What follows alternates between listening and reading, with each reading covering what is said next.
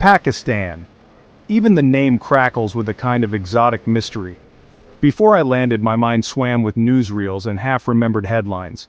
What I found instead was a country screaming with color, a landscape that shifted from towering mountains to fertile plains, and a people whose generosity of spirit was frankly humbling. This wasn't going to be a simple trip. It was going to be a reckoning with preconceptions and a deep dive into the heart of a place most just glance at on a map. My first taste of Pakistan was the air itself, thick with spices I couldn't yet name. It was a symphony for the senses, and it was only the beginning. The call to prayer echoed through the streets, a beautiful, haunting melody that seemed to seep into my bones.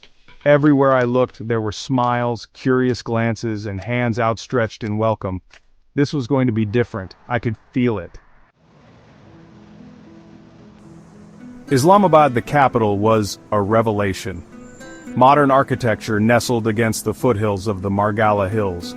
Wide, tree-lined avenues spoke of a planned city, a stark contrast to the chaotic beauty I'd expected.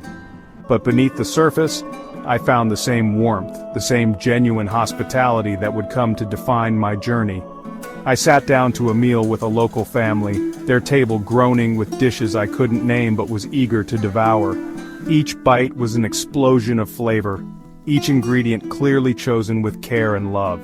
We talked, we laughed, we communicated more with gestures and smiles than words, and by the end, I felt like I was amongst old friends. This was the Pakistan I wanted to know, the Pakistan beneath the headlines. The road to Hunza was a serpentine ribbon winding through the Karakoram Mountains. The air grew thin and crisp, the landscape shifting to a breathtaking panorama of snow-capped peaks and emerald valleys. This was a place where nature reigned supreme, where the very air seemed to vibrate with ancient energy. The Hunza people were as resilient as the mountains they called home. Their faces, etched by the wind and sun, held a deep wisdom, their eyes reflecting the vastness of the landscape. Here, life moved at a different pace, dictated by the rhythms of nature. I drank in the silence, the peace that settled over me like a warm blanket. This was a place to breathe, to reflect, to remember what truly mattered. Lahore was a whirlwind, a city that pulsed with life, a riot of color, sound, and aroma. The air thrummed with the energy of millions, the streets a chaotic ballet of cars, rickshaws, and pedestrians. This was the cultural heart of Pakistan, and it beat with a fierce, infectious rhythm. I wandered through the labyrinthine alleys of the old city, the scent of spices hanging heavy in the air.